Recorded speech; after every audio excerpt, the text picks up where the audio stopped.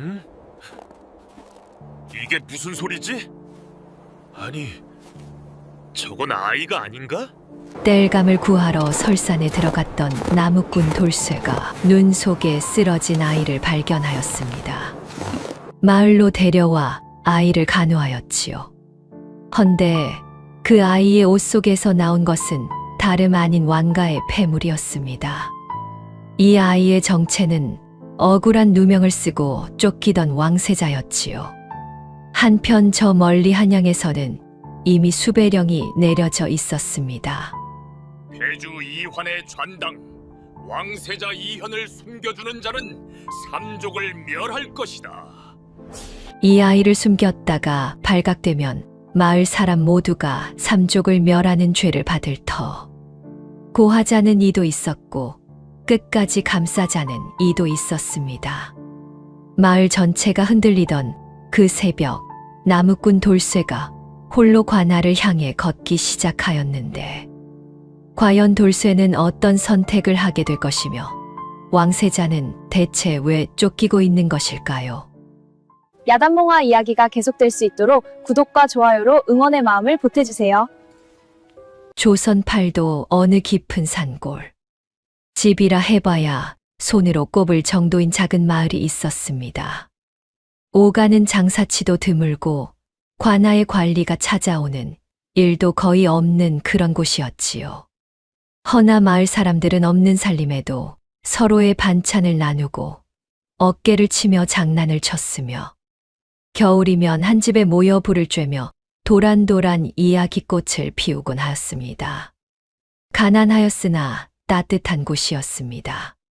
사람 냄새가 나는 곳이었지요. 그해 겨울은 유난히 혹독하였습니다.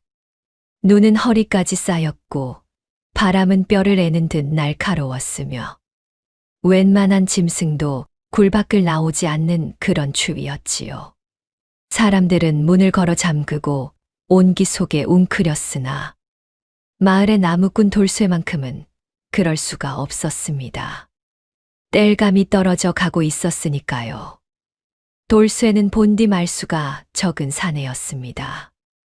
웃음도 드물고 남의 일에 끼어드는 법도 없었으며 아침이면 묵묵히 산에 오르고 저녁이면 짐을 지고 내려오는 것이 그의 하루 전부였지요.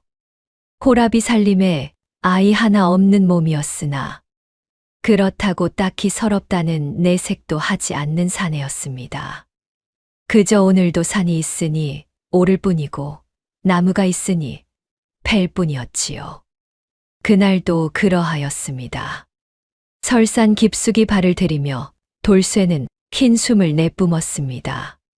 발밑으로 눈이 깊게 꺼졌고 나뭇가지마다 얼음이 맺혀 바람이 불 때마다 유리 조각처럼 떨어져 내렸습니다. 그때였습니다. 소나무 두 그루 사이 눈이 유독 깊게 패인 곳에 무언가 작은 것이 쓰러져 있었습니다. 처음에는 짐승인가 하였습니다. 허나 가까이 다가갈수록 그것이 짐승이 아님을 알 수 있었지요. 사람이었습니다. 그것도 아주 어린. 아니, 아이가 아닌가. 돌쇠는 무릎을 꿇고 아이 곁에 바짝 엎드렸습니다. 얼굴은 눈 속에 반쯤 파묻혀 있었고 입술은 파랗게 질려 있었으며 손가락 끝은 이미 보랏빛으로 변해 있었습니다. 몸에 걸친 옷은 어딘가 범상치 않은 옷감이었으나 너덜너덜하게 찢기고 클투성이가 된 채였지요. 그러나 숨은 가늘었습니다. 희미하였으나 분명히 살아있었습니다. 살아있구나. 이 엄동설 안에 대체 어떻게 된 것이냐. 돌쇠는 잠시도 망설이지 않았습니다. 등에 지고 있던 도끼와 땔감 묶음을 눈밭에 내던지고 아이를 조심스럽게 들어 올려 자신의 등에 업었습니다. 가벼웠습니다. 너무도 가벼워서 오히려 마음이 무거워졌지요. 이 어린 것이 얼마나 오래, 얼마나 깊이 쓰러져 있었던 것인지 돌쇠는 생각조차 하기 싫었습니다. 그저 발을 놀렸습니다. 빠르게, 더 빠르게. 마을 어귀에 돌쇠가 나타나자 가장 먼저 알아본 것은 복례였습니다. 마당에서 빨래를 걷다가 그 모습을 발견하고는 소쿠리를 그 자리에 떨어뜨린 채 달려 나왔지요. 아이고, 돌쇠씨, 그것이 뭐요? 등에 업은 것이 어머나 아이잖아요. 아이가 왜 이래요? 복례의 외침에 이웃들이 하나둘 문을 열고 나왔습니다. 소문은 삽시간에 퍼졌고 마을 사람들이 돌쇠의 집 앞에 모여들었지요. 촌장 덕만도 지팡이를 짚고 천천히 걸어왔습니다. 아이를 보는 순간 그 눈이 가늘어졌습니다. 오래 살며 많은 것을 본 노인의 눈에도 이 아이는 심상치 않아 보였던 것이지요. 예사 아이가 아닌 것 같구나. 일단 살리고 보자. 어서 안으로. 마을 전체가 움직이기 시작하였습니다. 복례는 아궁이에 불을 지펴방을 태우고 소미불을 덮어주었으며 이웃 안악들은 따뜻한 물을 데워 아이의 손발을 녹여주었습니다. 덕만은 약재를 꺼내 탕약을 다리고 돌쇠는 그 모든 것을 말없이 지켜보며 자리를 지켰지요. 밤새 간호하였습니다. 아무도 자리를 뜨지 않았습니다. 이 아이가 누구인지, 왜 설산에 쓰러져 있었는지 아무것도 알 수 없었지만 그런 것은 지금 중요하지 않았습니다. 사람이 죽어가고 있었고 그것만으로 충분하였지요. 날이 밝을 무렵이었습니다. 복례가 아이의 옷을 갈아입히려 살피던 중 찢긴 옷자락 깊숙이 꿰매어진 것을 발견하였습니다. 작은 천 주머니였지요. 손끝으로 살며시 꺼내어 열어보니 그 안에는 작은 폐물 하나가 들어 있었습니다. 옥으로 만든 폐. 그리고 그 위에 새겨진 것은 어머, 이게 뭐지? 촌장 어르신, 잠깐 와보세요. 덕만이 옥패를 건네받았습니다. 그 눈이 천천히 커졌습니다. 손이 미세하게 떨렸습니다. 50평생 마을을 지키며 살아온 노인이 이렇게 흔들리는 모습은 아무도 본 적이 없었지요. 방 안에 있던 사람들이 영문도 모른 채 침묵하였습니다. 덕만의 입이 쉽게 열리지 않았으니 그가 무언가를 알고 있다는 것만큼은 분명하였지요. 왕실의 패다. 아무도 말이 없었습니다. 방 안의 공기가 단번에 굳어버렸습니다. 복례가 입을 가렸고 이웃들은 서로의 눈치를 살폈으며 돌쇠는 잠들어 있는 아이를 천천히 내려다보았습니다. 덕만이 깊이 숨을 들이켜고 낮고 천천히 말을 이었습니다. 이 아이는 왕가의 핏줄이다.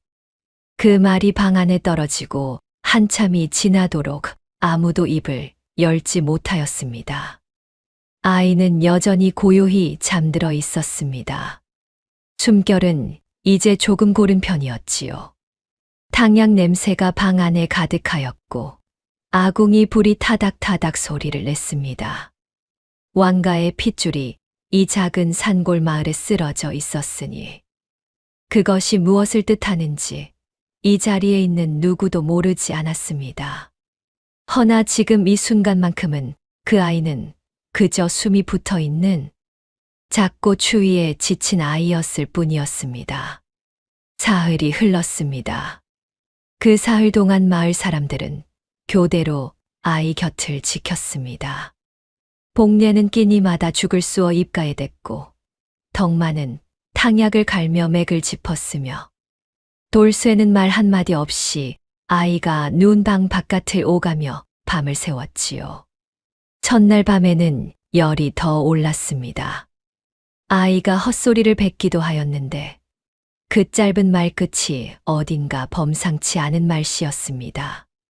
복례는 찬수건을 이마에 얹으며 혼자 속으로 생각하였지요. 이 아이에게 대체 무슨 일이 있었던 것일까? 사흘째 되는 날 아침이었습니다. 복례가 죽 그릇을 들고 방에 들어서는 순간 이불 속에서 미세한 움직임이 있었습니다. 손가락이 먼저였습니다. 그 다음은 눈썹, 그리고 눈꺼풀이 천천히, 아주 천천히 열렸습니다. 복례는 그 자리에서 굳어버렸습니다. 죽 그릇을 들고 선 채로 한동안 말도 못하였지요. 아, 어르신, 어르신, 어서 오세요. 아이가 눈을 떴어요. 소문은 순식간에 퍼졌습니다. 마당에 있던 이웃들이 우르르 몰려들었고 덕만이 지팡이를 짚고 방으로 들어섰으며 돌쇠는 문 앞에 우두커니 서서 안을 들여다보았습니다.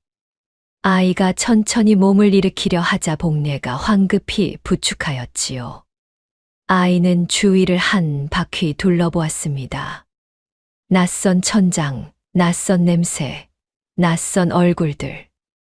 그러자 방 안에 있던 사람들이 일제히 엎드렸습니다. 덕만을 시작으로 복례, 이웃들까지. 마루 바깥에 서 있던 돌쇠도 잠시 멈칫하다 천천히 무릎을 꿇었습니다. 아이가 모두를 바라보았습니다. 잠시 침묵이 흘렀습니다. 그 짧은 침묵 동안 아이의 눈빛이 차분히 상황을 읽어 내려갔지요. 12살이라고는 믿기 어려운 눈빛이었습니다. 두려움도 당황함도 겉으로는 드러내지 않은 채 그저 조용히 또렷하게 묻는 눈빛이었습니다. 그대들은 누구인가? 왕세자의 말투가 분명하였습니다. 격식 있고 단단한 어조였지요. 덕만이 머리를 조아리며 천천히 입을 열었습니다. 저희는 이 산골에 사는 미천한 백성들이옵니다. 저하. 설산에서 쓰러져 계신 저하를 이 마을 나무꾼이 발견하여 업어 내려온 것이 사흘 전 일이오이다. 이현이 잠시 말이 없었습니다. 덕만의 말을 듣는 동안 그 눈빛이 미세하게 흔들렸습니다. 사흘 동안 이 낯선 사람들이 자신을 지켰다는 것. 그것이 무엇을 의미하는지 이현은 잘 알고 있었지요. 목숨을 건 일이었습니다. 자신을 살린 것이 이들에게 어떤 위험으로 돌아올 수 있는지 이현은 너무도 잘 알고 있었습니다. 그럼에도 이들은 그리하였습니다. 죽을 뻔하였는데 살려주었구나. 참으로 고맙다. 이 은혜 잊지 않겠노라. 이현이 잠시 망설이다 조심스럽게 덧붙였습니다. 그 목소리가 처음으로 아주 조금 떨렸습니다. 며칠만 여기서 지내게 해주겠느냐. 방 안에 침묵이 흘렀습니다. 마을 사람들은 서로 눈빛을 교환하였습니다. 덕만은 눈을 감았고 복례는 무릎 위 손을 꼭 쥐었으며 문 앞에 서 있던 돌쇠는 그저 아이를 바라보았습니다. 큰일에 휘말릴 것이 두렵지 않은 것은 아니었습니다. 왕가의 패를 품은 아이가 설산에 쓰러져 있었다는 것. 그것이 심상치 않은 일에 엮인 것임을 모두가 알고 있었지요. 허나 아무도 거절하지 못하였습니다. 왕가의 핏줄을 떠나 겨우 12살짜리 아이가 고개를 숙이고 부탁하고 있었으니까요. 편히 머무르십시오, 저하. 이 마을이 작고 보잘것없으나 저하께서 계실 자리는 있사옵니다. 그날 오후 복례가 죽 한 그릇을 들고 들어왔습니다. 소박한 그릇이었습니다. 흰 죽에 간장 한 종지가 전부였지요. 복례는 그릇을 이현 앞에 살며시 내려놓으며 말하였습니다. 몸이 회복되시기 전까지는 죽이 나을 것이옵니다. 변변찮은 것이라 황송하오나 많이 드십시오. 이현이 그릇을 내려다보았습니다. 수락 안에서 날마다 받아온 것들과는 비교도 할 수 없는 소박한 음식이었습니다. 허나 이현은 천천히 숟가락을 들었고 한술 뜨는 순간 눈이 동그래졌습니다. 고소하였습니다. 무엇보다 따뜻하였지요. 이것이 수라상 못지않구나. 참으로 맛이 좋다. 복례가 손을 입에 가리고 웃음을 참았습니다. 그 모습을 문 밖에서 훔쳐보던 돌쇠가 소리 없이 고개를 돌렸습니다.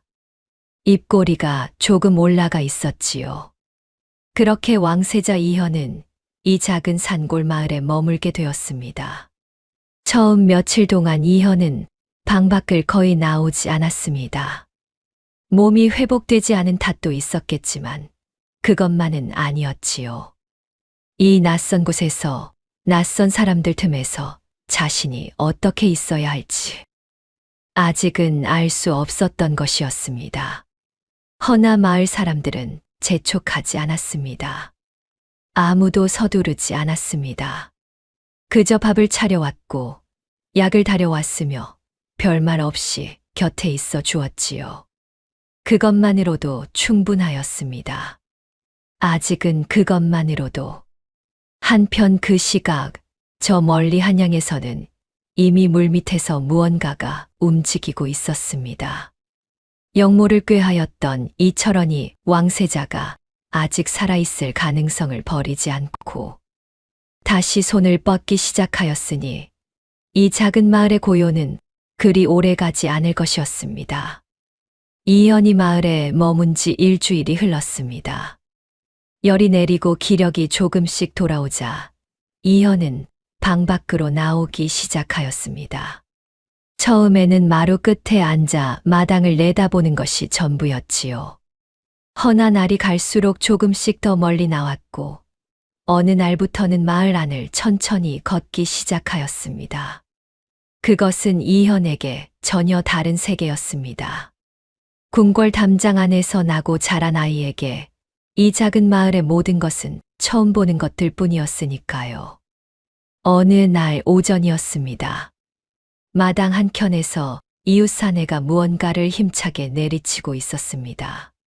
긴 막대 끝에 짧은 막대가 달린 도구였는데 그것이 곡식단 위로 떨어질 때마다 탁, 탁 하는 소리와 함께 나달이 우수수 흩어졌지요. 이현은 멀찍이 서서 그 광경을 한참이나 지켜보았습니다. 그러다 옆에 지나가던 돌쇠의 소매를 살며시 잡아당겼습니다. 돌쇠, 저것이 무엇이냐? 저 도구 말이다. 돌쇠가 멈추었습니다. 왕세자가 자신의 소매를 잡아당겼다는 사실에 잠깐 굳었다가 이내 낮은 목소리로 답하였습니다. 도리깨라 하옵니다. 저하. 곡식을 터는 데 쓰는 것이지요. 저렇게 두드리면 나달이 떨어져 나오는 것이옵니다. 이현이 고개를 끄덕였습니다. 그리고 눈을 떼지 않은 채 또 물었습니다. 그렇구나. 그러면 저기 소 옆에 있는 저 큰 통은 무엇에 쓰는 것이냐? 구유라 하옵니다. 소여물을 담아두는 통이옵니다. 소여물. 이현이 그 말을 천천히 되뇌었습니다. 처음 듣는 말이었지요. 돌쇠는 그 모습을 옆에서 슬쩍 살폈습니다. 신기하다 하는 것인지 어이없다 하는 것인지 알 수 없었으나 어느 쪽도 아닌 것 같았습니다. 그저 진심으로 처음 보는 눈빛이었습니다. 그날 이후 이현의 질문은 멈추지 않았습니다. 복례가 된장을 담그는 것을 보고는 무엇이냐 물었고 아이들이 팽이를 돌리는 것을 보고는 어찌 돌아가는 것이냐 물었으며 마을 안하기 물레를 잡는 것을 보고는 그 실이 어디서 나오는 것이냐 물었습니다. 마을 사람들은 누구 하나 귀찮아하지 않았습니다. 처음에는 황공하여 말을 더듬거렸으나 이현이 눈을 반짝이며 경청하는 것을 보고는 어느새 자연스럽게 설명하기 시작하였지요. 이것은 매주라 하옵니다. 저하. 콩을 삶아 으깨어 만든 것이온데 이것을 잘 말려두었다가 봄에 소금물에 담그면 된장이 되는 것이지요. 콩이 절이 되는 것이냐. 참으로 신기하구나. 허나 어느 순간부터 이현의 표정이 조용해지기 시작하였습니다. 질문을 멈춘 것이 아니었습니다. 대답을 듣는 사이사이 이현의 눈빛이 무언가를 깊이 생각하는 빛으로 바뀌어 갔지요. 도리깨로 곡식을 터는 것, 구유에 여물을 담는 것, 메주를 말려 된장을 담그는 것, 물레로 실을 잡는 것. 이 모든 것들이 이 마을 사람들의 하루였습니다. 해가 뜨기 전부터 해가 진 뒤까지 이리도 고단한 손길이 매일 이어지고 있었다는 것을 궁 안에서는 한 번도 생각해 본 적 없는 것들이었습니다. 모두가 이렇게 살고 있었구나. 작은 독백이었습니다. 누구에게 하는 말도 아니었지요. 허나 그 말을 곁에서 들은 돌쇠는 한동안 아무 말도 하지 못하였습니다. 12살짜리 아이의 입에서 나온 말이었습니다. 그러나 그 말 안에 담긴 무게는 12살짜리 아이의 것이 아니었지요. 마을 사람들도 달라지기 시작하였습니다. 처음에는 왕세자라는 사실이 불편하고 어려웠습니다. 무슨 말을 해야 할지, 어떻게 행동해야 할지, 걸음 하나에도 조심스러웠지요. 허나 시간이 지날수록 그 어색함이 조금씩 녹아내렸습니다. 이현은 결코 거만하지 않았습니다. 설명을 들을 때는 고개를 끄덕였고, 밥을 받을 때는 반드시 고맙다 하였으며, 마을 아이들이 옆에서 제잘거려도 나무라는 법이 없었지요. 왕가의 핏줄이기 이전에 겨우 12살짜리 아이라는 것이 느껴지기 시작하였습니다. 마음의 거리가 조금씩 좁혀졌습니다. 어느 저녁 무렵이었습니다. 돌쇠가 마당 한켠에 쪼그리고 앉아 작은 칼로 나무를 깎고 있었습니다. 손재주가 있는 편은 아니었으나 심심할 때면 나무 토막을 깎는 것이 오래된 습관이었지요. 오늘은 사람 모양이 될 것 같기도 하고 짐승 모양이 될 것 같기도 한 어중간한 형태였습니다. 이현이 멀찍이서 그것을 바라보다가 슬그머니 다가와 옆에 쪼그리고 앉았습니다. 돌쇠가 흠칫하였으나 이현은 아랑곳 없이 물었습니다. 그것은 무엇이 되는 것이냐? 글쎄요, 저하. 소생도 아직 모르겠사옵니다. 모르면서 깎고 있는 것이냐? 깎다 보면 알게 되는 법이옵니다.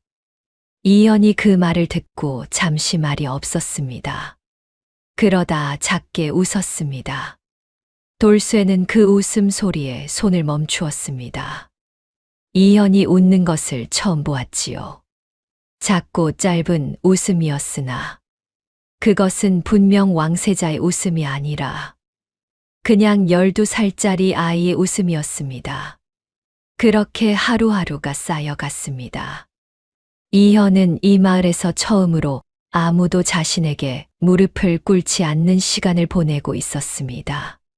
처음으로 누군가와 나란히 쪼그려 앉아보았고, 처음으로 밥상머리에서 웃음소리를 들었으며, 처음으로 자신의 존재가 누군가에게 짐이 아닌 것처럼 느껴지는 날들을 보내고 있었지요.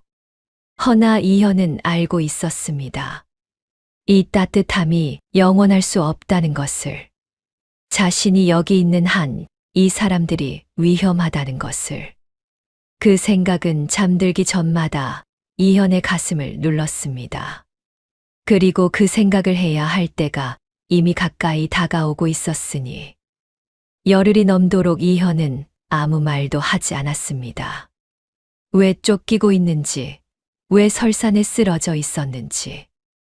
마을 사람들은 궁금하였으나 아무도 먼저 묻지 않았습니다. 물어서는 안 될 것 같은 무게가 그 아이에게서 느껴졌으니까요. 그저 밥을 차려주고 불을 지펴주고 아무것도 모르는 척 하루하루를 보냈지요. 그러던 어느 저녁이었습니다. 돌쇠가 마당에서 장작을 패다가 마루 끝에 혼자 앉아 먼 산을 바라보는 이현을 발견하였습니다.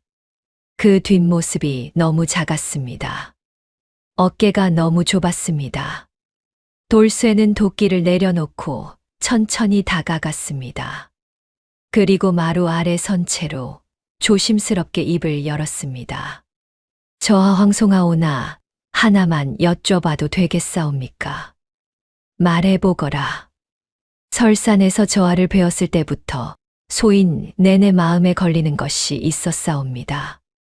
대체 어인 연유로 그 추운 산중에 홀로 계셨던 것이옵니까? 이현이 오랫동안 말이 없었습니다.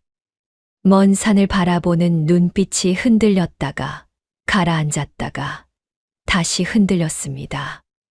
무릎 위에 올려놓은 두 손이 가만히 쥐어졌지요.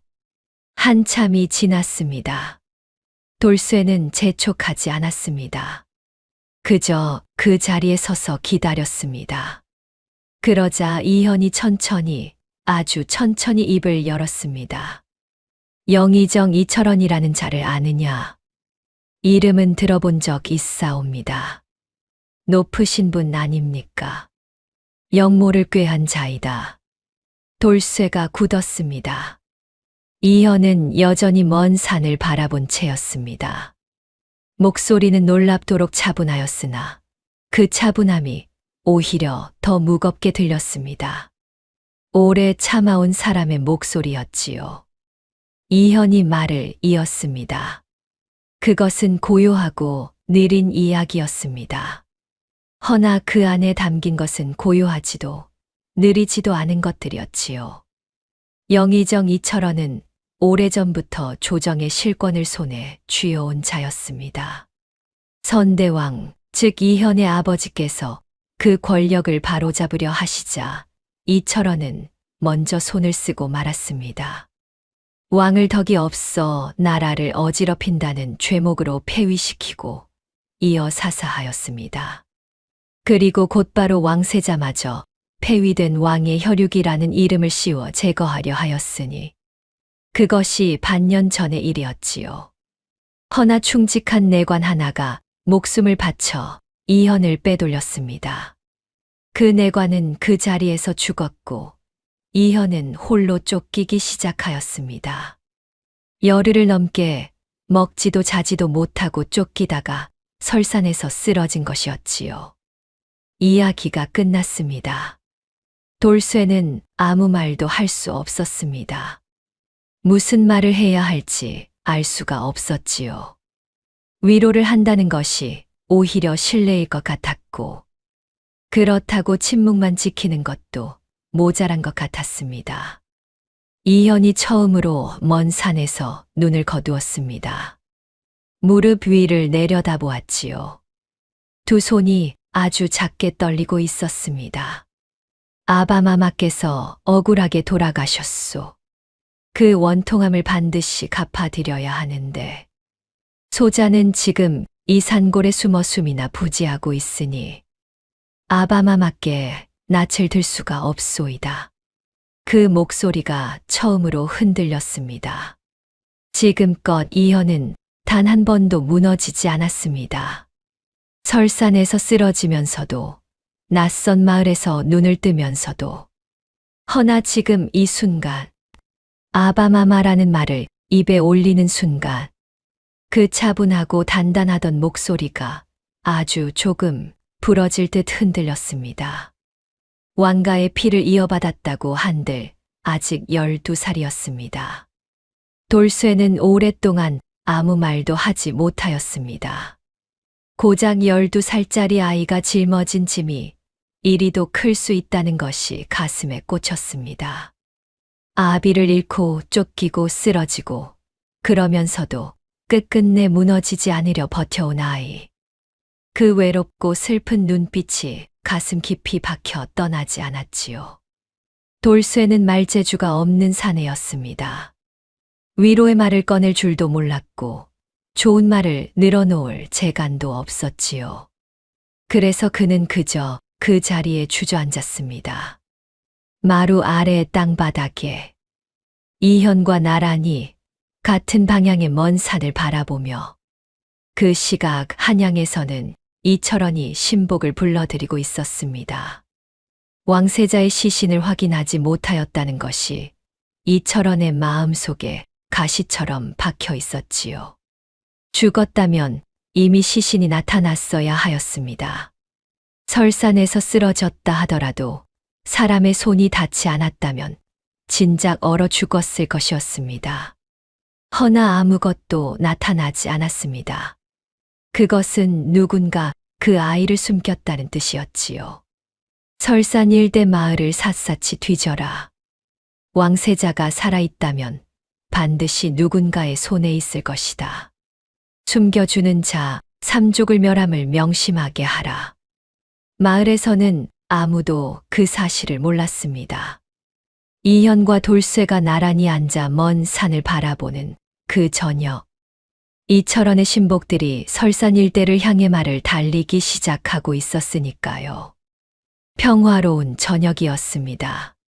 복례가 부엌에서 저녁을 짓는 냄새가 퍼져나왔고 마을 아이들이 어디선가 까르르 웃는 소리가 들렸으며 하늘에는 별이 하나둘 돋아나고 있었습니다. 허나 그 고요함 너머에서 무언가가 이 마을을 향해 천천히 다가오고 있었으니 그것은 평범한 아침으로 시작하였습니다. 장터에 나갔던 마을 사람 하나가 허겁지겁 뛰어 돌아온 것은 해가 중천에 오를 무렵이었지요. 숨이 턱까지 차올라 말을 제대로 잊지도 못하면서 그는 손으로 마을 어귀를 가리켰습니다. 방이 나붙었습니다요. 관아에서 방을 붙였는데 저하 이름이 적혀 있습니다요. 폐주 이환의 혈육 왕세자 이현을 숨겨주는 자, 삼족을 멸한다 하였습니다요. 그 말이 마을에 떨어지자 공기가 단번에 달라졌습니다. 삼족을 멸한다. 그 6글자가 사람들의 가슴 속으로 파고들었지요. 부모, 형제, 자식까지. 핏줄 전체가 화를 입는다는 뜻이었습니다. 자식을 가진 이들의 눈빛이 흔들리기 시작하였고 늙은 부모를 모시는 이들의 입술이 바짝 말랐으며 아직 어린 아이들이 있는 집의 아낙들은 자신도 모르게 품 안의 아이를 더 꼭 끌어안았습니다. 덕만이 이현 몰래 마을 사람들을 한자리에 불러 모았습니다.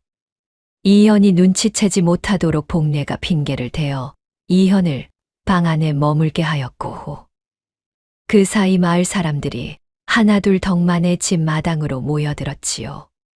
해가 기울기 시작한 오후였습니다. 눈발이 조금씩 흩날리고 있었고 사람들의 입에서 나온 흰숨이 차가운 공기 속에 흩어졌습니다. 덕만이 천천히 입을 열었습니다. 삼족을 멸한다 하였소. 다들 어찌 생각하시오? 무거운 침묵이 흘렀습니다. 아무도 먼저 말을 꺼내지 못하였습니다. 꺼내기 두려운 말이 있었고 그 말이 무엇인지 모두가 알고 있었지요. 그때 품에 아이를 안고 있던 아낙 하나가 떨리는 목소리로 입을 열었습니다. 아무래도 고해야 하지 않겠습니까? 걸리면 우리 자식들까지 다 죽습니다요. 그 말이 터지자 하나둘씩 웅성거리기 시작하였습니다. 맞소. 우리가 무슨 죄가 있다고 삼족을 멸한단 말이오. 자식 죽이는 꼴은 못 보겠소이다. 허나 저 아이가 무슨 죄란 말이오. 아비 잃고 쫓기는 12살짜리를 관아에 넘긴단 말이오? 그러고도 우리가 사람이라 할 수 있겠소이까. 죽으면 다 소용없소. 살아야 사람이지. 지금 우리 자식들 목숨이 먼저 아니겠소이까. 그 아이도 누군가의 자식이요. 그 아이 목숨은 목숨이 아니란 말이오? 고하자는 쪽과 끝까지 감싸자는 쪽이 낮고 절박한 목소리로 뒤섞였지요. 눈빛들이 서로를 확인하고 흔들리고 또 확인하였습니다. 돌쇠는 조용히 앉아 있었습니다. 웅성거림 속에서도 한마디도 하지 않았지요.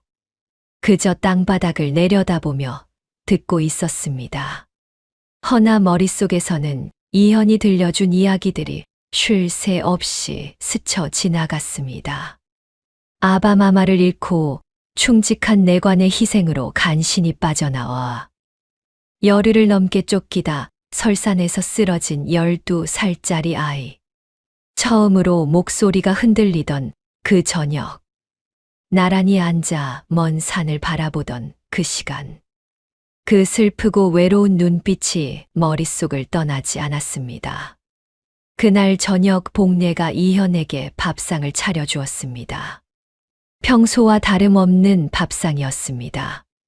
허나 복례의 손이 평소보다 조금 떨렸고 눈을 마주치려 하지 않았습니다. 억지로 웃음을 짓고 있었지만 그 웃음이 어딘가 무거웠지요. 이현은 어른들의 분위기를 진작에 눈치채고 있었습니다. 무슨 일이 있었는지, 그리고 그것이 자신과 관련된 일임도 짐작하고 있었지요. 허나 이현은 모른 채 하였습니다. 묵묵히 숟가락을 들었고 천천히 밥을 먹었습니다. 그러다 밥상 앞에서 조용히 숟가락을 내려놓으며 말하였습니다. 그대들의 잘못이 아니오. 어느 것 하나 그대들의 잘못이 아니오이다. 복례가 결국 고개를 돌렸습니다. 참았던 눈물이 소리 없이 흘렀습니다. 손으로 입을 틀어막았으나 어깨가 조금씩 떨렸지요. 이현은 그 모습을 바라보다가 다시 조용히 숟가락을 들었습니다. 아무 말도 하지 않았습니다. 밥상 위로 촛불이 가늘게 흔들릴 뿐. 창호지 너머로 눈 내리는 소리가 아주 작게 들렸지요. 한편 그 시각 어딘가에서 또 다른 움직임이 있었습니다. 왕세자를 지지하는 신복들이 오래전부터 조용히 준비해 온 것들이 있었지요. 이철원의 역모를 입증할 증거들, 그리고 흩어진 병력들을 하나씩 모으는 일이었습니다. 그들은 아직 왕세자가 어디 있는지 알지 못하였으나 살아있다는 것만큼은 믿고 있었습니다. 그 믿음 하나로 움직이고 있었지요. 박무석이 눈 쌓인 산길을 말을 달리며 부하에게 낮게 명하였습니다. 설산 일대를 샅샅이 뒤져라. 저하께서 반드시 살아 계신다. 그날 밤 이현은 오래도록 잠들지 못하였습니다. 천장을 바라보며 생각하였습니다. 마을 사람들이 구할 것인지 아닌지는 알 수 없었습니다. 고한다 해도 이현은 원망할 수 없었지요. 삼족을 멸한다는 말 앞에서 자식과 부모를 버리라 할 수 있는 사람은 없으니까요. 허나 그것보다 더 깊이 이현의 가슴을 눌러오는 것이 있었습니다. 이 사람들이 지금 이 순간에도 자신 때문에 이리도 무거운 밤을 보내고 있다는 것이었지요.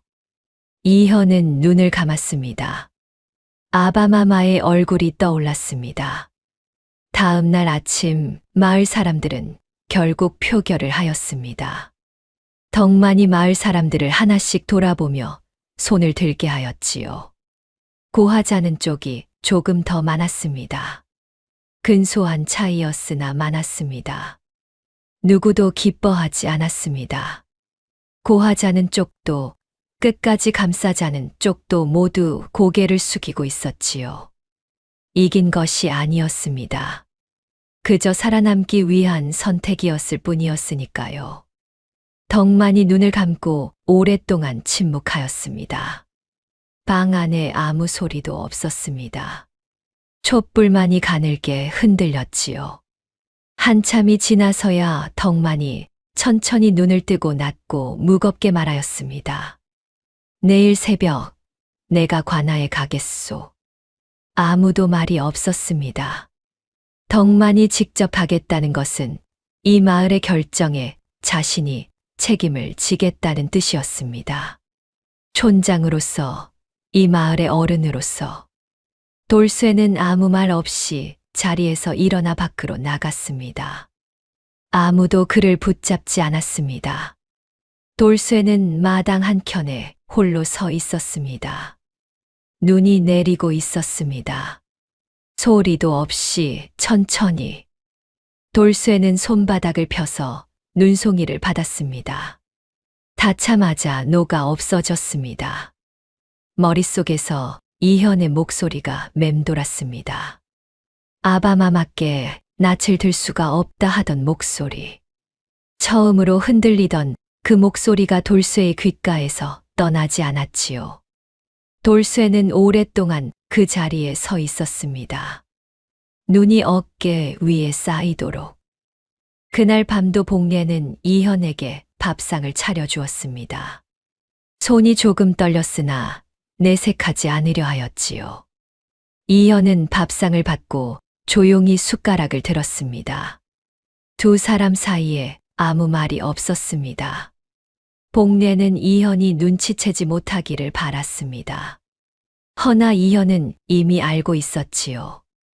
밥을 반쯤 먹던 이현이 숟가락을 내려놓았습니다. 그리고 복례를 바라보았습니다.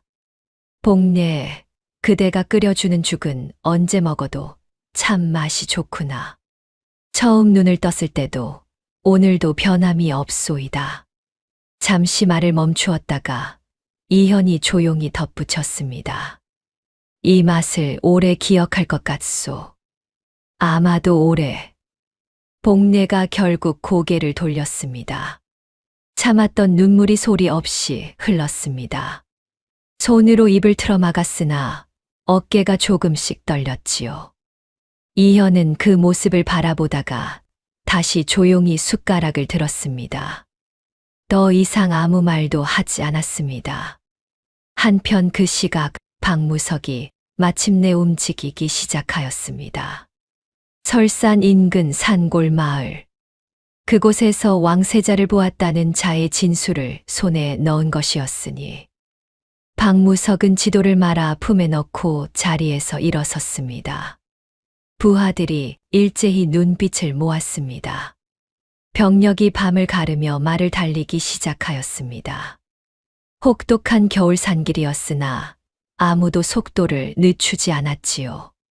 저하께서 살아 계신다. 서둘러야 한다. 새벽이 왔습니다. 마을이 아직 어둠 속에 잠겨 있을 무렵 덕만이 홀로 옷을 여미고 방을 나섰습니다. 지팡이를 짚고 천천히 관아를 향해 걷기 시작하였지요. 그러나 마을 어귀에 이르렀을 때 덕만은 멈추었습니다. 돌쇠가 먼저 와 있었습니다. 관아 방향을 바라보며 그 자리에 서 있었지요. 발소리를 듣고 돌아보는 돌쇠의 눈빛을 보고 덕만은 모든 것을 알아차렸습니다. 이 산에도 밤새 한숨도 자지 못하였구나 하고. 돌쇠, 어르신은 들어가 계십시오. 소인이 가겠사옵니다. 덕만이 돌쇠를 오래 바라보았습니다. 그리고 아무 말도 하지 않았습니다. 천천히 몸을 돌려 마을로 돌아갔지요. 돌쇠는 다시 관아 방향을 바라보았습니다. 새벽 어둠이 짙게 깔린 길이었습니다. 눈이 소복이 쌓인 길, 그 길 끝에 관아가 있었습니다. 돌쇠가 천천히 발을 내딛었습니다. 눈길을 밟으며 한 걸음, 한 걸음. 관아를 향해 걷기 시작하였습니다. 한편 마을 뒤쪽에서는 이현이 방 안에 홀로 앉아 있었습니다. 창호지 너머로 스며드는 새벽 달빛을 바라보고 있었지요. 돌쇠가 어디로 가는지 이현은 알고 있었습니다. 마을이 어젯밤부터 어떻게 흘러갔는지도, 그 끝에 무엇이 결정되었는지도 모두 알고 있었습니다. 이현은 천천히 눈을 감았지요. 달빛만이 창호지 위에서 가늘게 흔들렸으니 그대의 잘못이 아니오, 돌쇠. 어느 것 하나 그대의 잘못이 아니오이다. 아무도 없는 방 아니었습니다. 들을 사람도 없는 말이었지요. 허나 이현은 그 말을 끝까지 입에 올렸습니다. 그리고 돌쇠의 발자국이 눈 위에 하나씩 하나씩 찍혀갔습니다. 관아 앞까지 걸어온 돌쇠는 그 자리에 멈추어 섰습니다. 문이 눈앞에 있었습니다. 두껍고 묵직한 나무 문이었지요. 저 문을 열고 들어가기만 하면 되는 것이었습니다. 한마디면 끝나는 일이었습니다.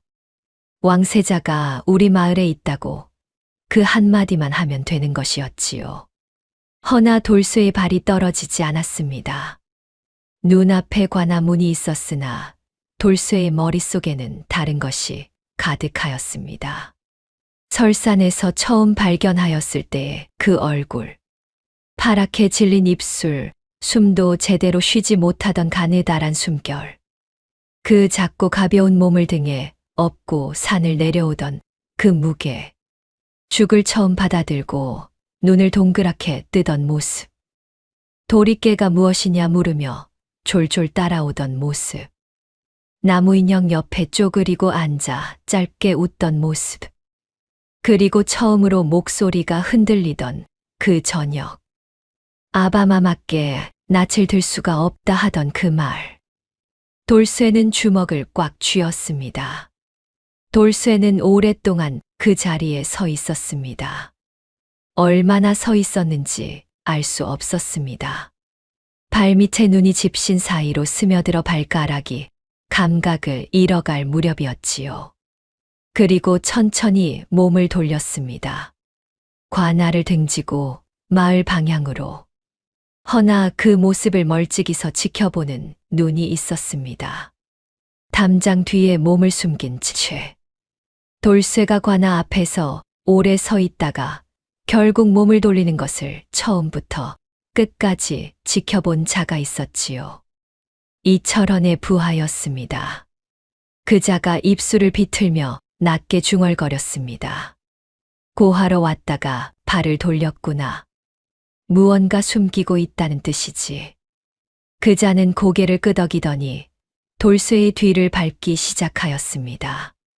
소리 없이 눈 위에 발자국도 남기지 않으려는 듯 담장을 따라 천천히 움직였지요.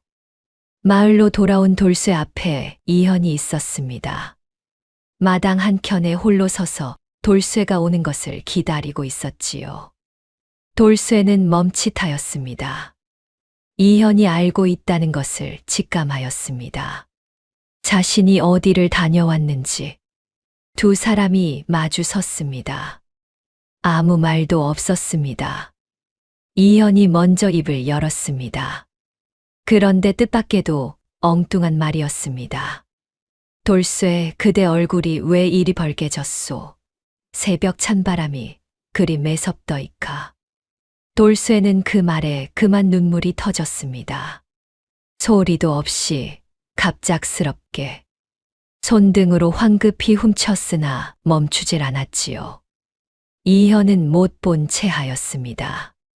하늘을 올려다보는 척 고개를 들고 아무것도 보지 않은 척 서 있었습니다. 그것이 이현이 해줄 수 있는 전부였습니다. 그 모든 장면을 담장 너머에서 이철원의 부하가 지켜보고 있었습니다. 돌쇠가 돌아온 마을, 그리고 그를 기다리던 아이. 그 아이의 얼굴을 확인한 순간 부하의 눈빛이 날카롭게 좁혀졌습니다. 살아 있었습니다. 왕세자가 살아 있었습니다. 찾았다. 그자가 소리 없이 담장을 벗어나 관아를 향해 발걸음을 돌렸습니다. 눈 위로 발자국이 빠르게 찍혀갔습니다. 마을은 여전히 고요하였습니다. 돌쇠와 이현은 마당에 나란히 서서 밝아오는 하늘을 바라보았습니다. 아무 말도 없었지요. 이현은 그 새벽 하늘이 참 맑다고 생각하였습니다. 오랫동안 쫓기면서 하늘을 올려다볼 여유조차 없었는데 지금 이 순간만큼은 마을에서 처음으로 하늘이 보였습니다. 허나 그 고요는 오래가지 않을 것이었습니다. 이미 담장 너머에서 발자국이 사라진 뒤였으니까요. 마을을 향해 무언가가 다가오고 있었습니다. 그것도 아주 빠르게. 이철원의 부하가 관아로 돌아와 고하였습니다. 숨 가쁘게 달려온 것이 역력한 얼굴로 무릎을 꿇고 낮게 아뢰었지요. 찾았습니다. 왕세자는 살아있사옵니다. 설산 인근 산골 마을에 숨어 있는 것을 직접 확인하였사옵니다. 이철원이 천천히 부채를 접었습니다. 그 눈빛이 차갑게 가라앉았지요. 살아있다. 반년이 지나도록 살아있었다. 그것이 놀랍지 않다면 거짓말이었습니다. 허나 이철원은 동요하지 않았습니다.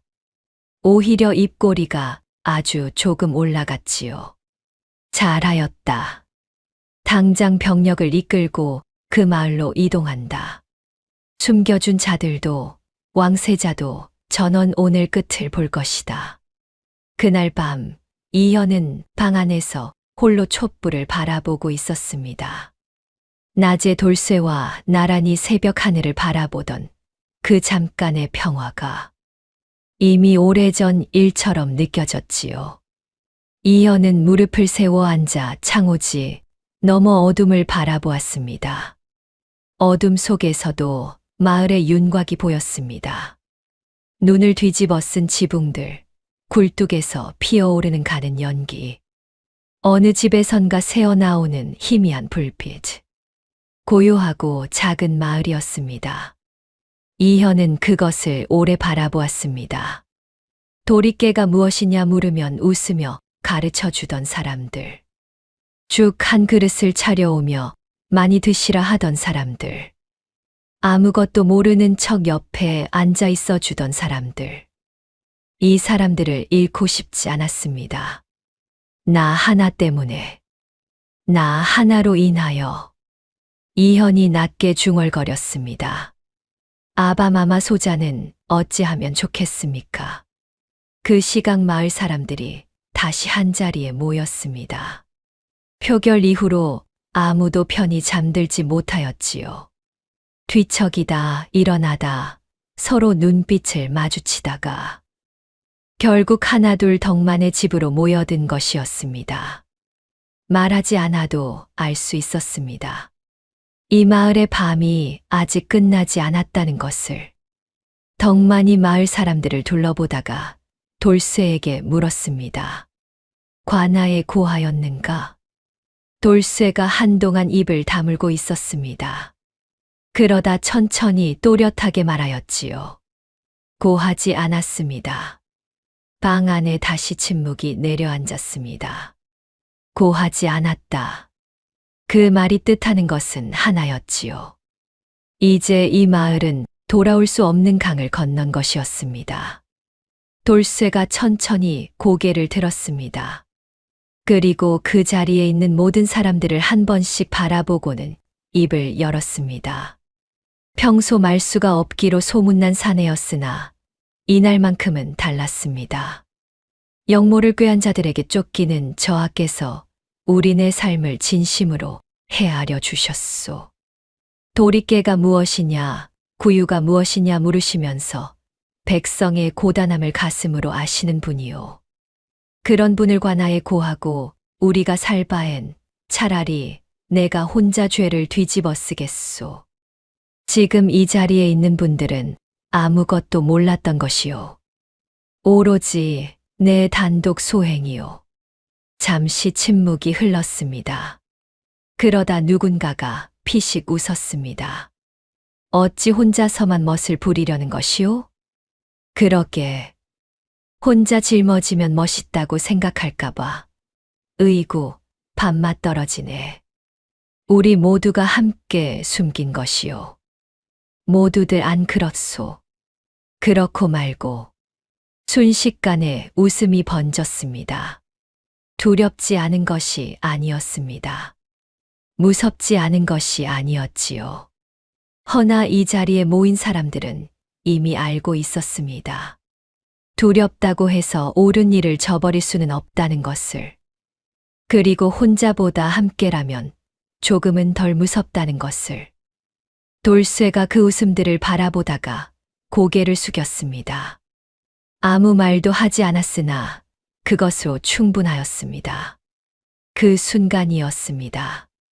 마을 어귀에서 소리가 들려왔습니다. 처음에는 아주 작게, 멀리서. 그러다 점점 크게, 점점 빠르게. 말발굽 소리였습니다. 하나가 아니었습니다. 여럿이었지요. 그것도 아주 많은. 웃음이 순식간에 멈추었습니다.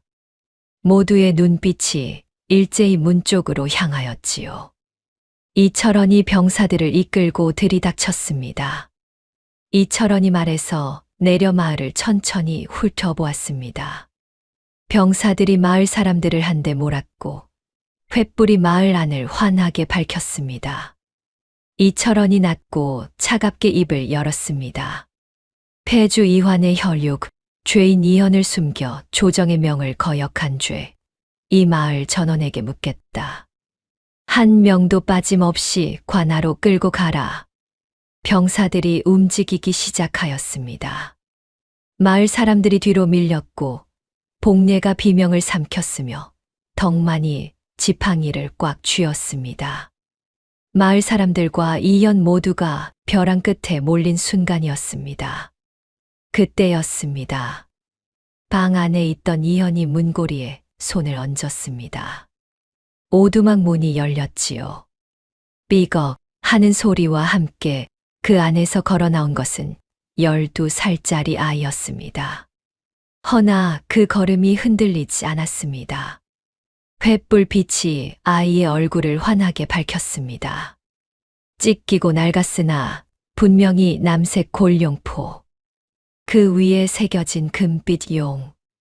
흐트러짐 없이 올린 상투와 옥비녀.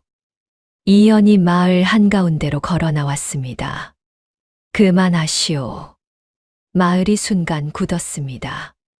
병사들도, 마을 사람들도, 돌쇠도 모두가 이현을 바라보았습니다. 이철원이 천천히 몸을 돌렸습니다. 그리고 이현을 보는 순간 코웃음을 쳤습니다. 오, 어린 나이에도 왕가의 피는 어쩔 수 없다는 것이냐. 허나 폐위된 왕의 씨앗 따위가 무엇을 할 수 있겠느냐. 여기서 끝내는 것이 그대를 위한 것이기도 하니라. 이현이 이철원을 바라보았습니다. 두렵지 않다 하면 거짓말이었습니다. 가슴이 뛰고 손끝이 차가웠지요. 허나 이현은 그 두려움을 얼굴에 내보이지 않았습니다. 아바마마께서 말씀하셨습니다. 왕은 두려움을 느끼지 않는 것이 아니라 두려움 앞에서도 흔들리지 않는 사람이라고. 이현이 천천히 또렷하게 입을 열었습니다. 이 마을 사람들은 아무 죄가 없소. 쓰러진 사람을 살린 것뿐이요. 죄를 물을 것이라면 나에게만 물으시오. 이들에게는 손 하나 대지 마시오. 이철원이 입을 열려던 그 순간이었습니다. 이현이 먼저 말하였지요. 영의정 이철원, 한 가지만 묻겠소. 아바마마께서 진정죄를 지으셨다 생각하시오? 이철원이 잠시 이현을 내려다보았습니다. 그러다 비웃듯 입을 열었지요. 죄라 하면 나를 막으려 하신 것이 죄라 할 수 있겠지. 어리석게도. 그렇다면 그대야말로 죄인이오. 나라를 위한다 하면서 나라의 주인을 시해하였으니. 나라의 주인? 하하. 어린 것이 말은 번지르르하구나. 왕이란 내가 받들어야 쓸모 있는 것이다. 내 아비가 그러지 못하였으니 거두어들인 것뿐이야. 이현의 눈빛이 차갑게 가라앉았습니다. 두 주먹이 조용히 쥐어졌지요. 허나 목소리는 흔들리지 않았습니다. 그 말 반드시 기억하겠소이다. 언젠가 그대가 그 말에 대한 답을 받는 날이 올 것이오. 이철원이 코웃음을 치며 다시 입을 열려던 그 순간이었습니다. 소리가 들렸습니다. 처음에는 아주 멀리서 희미하게. 그러다 점점 가까이, 점점 크게. 말발굽 소리였습니다. 하나가 아니었습니다. 열도 스물도 아닌 사방에서 동시에 울려오는 소리였지요. 이철원의 표정이 처음으로 굳었습니다. 마을을 에워싸듯 사방에서 병력이 나타났습니다. 횃불이 숲 사이에서 하나씩, 둘씩 모습을 드러냈습니다. 이철원의 병사들이 술렁이기 시작하였지요. 숫자로 보면 비교가 되지 않았습니다. 이철원의 병력을 몇 배는 넘는 수였으니까요. 그 선두에서 말을 몰고 나타난 자가 있었습니다. 박무석이었지요. 손에는 두루마리 하나가 들려 있었으니 이철원의 죄를 낱낱이 기록한 증거 문서였지요. 이철원의 얼굴에서 핏기가 가셨습니다. 박무석의 병사들이 이철원의 신복들을 하나둘 포박하기 시작하였습니다. 이철원이 뒷걸음질 쳤지요. 허나 이미 사방이 막혀 있었으니 등 뒤로 병사들의 창끝이 보였습니다. 왼쪽도 오른쪽도 어느 방향으로도 빠져나갈 곳이 없었습니다. 그 눈빛이 처음으로 흔들렸습니다. 오만하고 냉혹하기로 소문난 자였습니다. 조정에서 수십 년을 버텨온 자였지요. 왕도 뜻대로 움직이고 대신들도 소나귀에 쥐어온 자였습니다. 허나 지금 이 순간만큼은 그저 궁지에 몰린 사람이었으니 박무석이 말해서 천천히 내려왔습니다. 서두르지 않았습니다. 그럴 필요가 없었지요. 이철원 앞에 멈추어 서서 손에 든 두루마리를 천천히, 아주 천천히 펼쳐 보였습니다. 이철원, 선대왕을 폐위로 몰아시해한 죄, 왕세자를 제거하려 한 죄, 오랜 세월 조정을 농단하고 나라를 사사로이 주물러온 죄, 이 모든 것이 여기 낱낱이 적혀 있소. 이철원의 시선이 두루마리 위를 훑었습니다. 손끝이 미세하게 떨렸지요. 자신이 저질러 온 것들이 문자로 새겨진 것을 보는 순간 그 얼굴에서 무언가가 무너져 내렸으니 박무석이 두루마리를 천천히 말아주며 낮고 또렷하게 말하였습니다. 순순히 포박을 받으시오. 더 이상 도망칠 곳은 없소이다. 이철원이 한동안 말이 없었습니다. 그러다 천천히 힘없이 두 손을 내밀었습니다. 병사들이 다가와 포승줄을 묶었습니다. 조선 조정을 쥐락펴락하던 자의 손목이 그렇게 묶였습니다. 이철원과 그 신복들이 결박되어 끌려갔습니다. 마을의 고요가 내려앉았습니다. 횃불 소리만이 타닥타닥 울렸지요. 마을 사람들은 한동안 멍하니 서 있었습니다. 끝난 것인지 실감이 나지 않는 얼굴들이었지요. 박무석이 이현 앞으로 걸어왔습니다. 그리고 한쪽 무릎을 꿇었습니다. 뒤따르던 병사들이 일제히 무릎을 꿇었지요. 눈 위에 한꺼번에 저하를 뵙사옵니다. 이 박무석 늦어서 황공하옵니다. 이현이 박무석을 바라보았습니다. 오랫동안 말이 없었으나 박무석의 눈가에 무언가 맺혀 있었습니다. 이현도 알고 있었지요. 이 사람도 아주 오래 버텨온 것이었으니 이현이 천천히 입을 열었습니다. 늦지 않았소. 잘 와주었소이다. 그 모든 것이 끝나고 나서야 이현이 마을 사람들을 한 명씩 바라보았습니다. 복례는 손으로 입을 막고 서 있었고 덕만은 지팡이에 기댄 채 하늘을 올려다보고 있었으며 마을 사람들은 저마다의 자리에서 눈물을 삼키고 있었습니다. 돌쇠는 맨 뒤에 서 있었습니다. 아무 말도 없이 팔짱도 끼지 않고 그냥 서 있었습니다. 이현의 눈과 돌쇠의 눈이 마주쳤지요. 이현이 돌쇠 앞으로 천천히 걸어갔습니다. 그리고 무릎을 꿇으려 하자 돌쇠가 혼비백산하여 손사래를 쳤습니다. 아이고 저하, 저하께서 어찌 이 천한 것에게 무릎을 꿇으시옵니까? 어서 일어나시옵소서, 제발. 이현이 그래도 고개를 깊이 숙이며 말하였습니다. 소자의 목숨을 건져주신 은인이시오. 이현이 죽어도 잊지 않겠소이다. 이철원과 그 신복들이 결박되어 끌려간 뒤 병력이 한양을 향하여 움직이기 시작하였습니다. 이현도 그 길에 올랐습니다. 떠나기 전 마을 어귀에서 잠시 발걸음을 멈추었지요. 뒤를 돌아보았습니다. 눈 쌓인 지붕들, 가느다란 굴뚝 연기, 마을 어귀에 줄지어 선 사람들. 돌쇠, 복례, 덕만, 그리고 그 외에 자신을 챙겨줬던 이웃들까지 모두가 그 자리에 서 있었습니다. 아무도 손을 흔들지 않았습니다.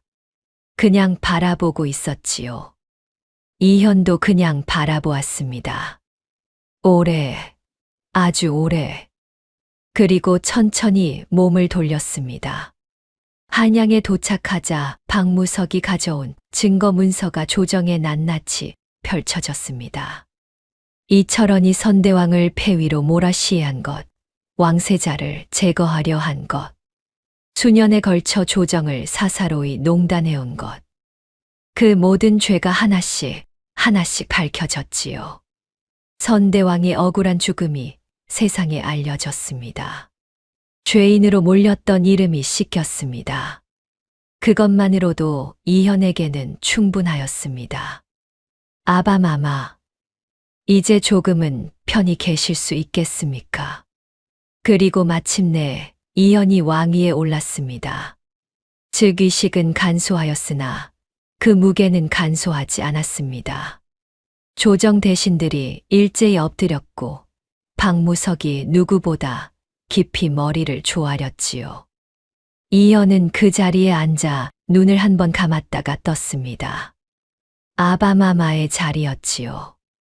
이제는 자신의 자리였으니 왕위에 오른 이현의 첫 번째 어명은 조정 대신들이 예상하지 못한 것이었습니다. 나라의 제도를 바꾸는 것도 아니었고 영모에 연루된 자들을 처벌하는 것도 아니었습니다. 작은 산골 마을 하나에 관한 것이었지요. 왕의 사신이 당도하여 어명을 읽었습니다. 세금을 영구히 면하고 토지를 내리며 마을 이름을 새로이 봉한다 하였으니 은덕촌 은혜와 덕을 베푼 마을이라 이름하노라. 마을 사람들의 이름이 하나씩 불렸습니다. 복내는 소리도 없이 손으로 입을 막고 울었지요. 옆에 서 있던 이웃 안악이 복내의 손을 꼭 잡았습니다. 덕만은 하늘을 바라보았습니다. 오랫동안, 아주 오래. 무슨 생각을 하는지는 알 수 없었으나 그 눈가에 무언가 맺혀 있었지요. 마을 사람들은 저마다의 방식으로 그 순간을 받아들이고 있었으니 두렵고 무거운 선택이었습니다. 허나 틀리지 않은 선택이었지요. 돌쇠에게는 따로 서찰 하나가 전해졌습니다. 사신이 조심스럽게 내밀었지요. 돌쇠는 두 손으로 받아들고 천천히 서찰을 펼쳐보았습니다. 단정하고 품위 있는 붓글씨였지요.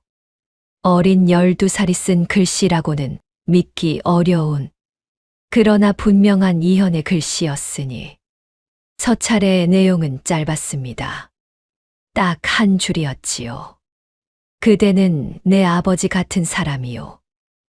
현. 돌쇠는 그 서찰을 오랫동안 바라보았습니다.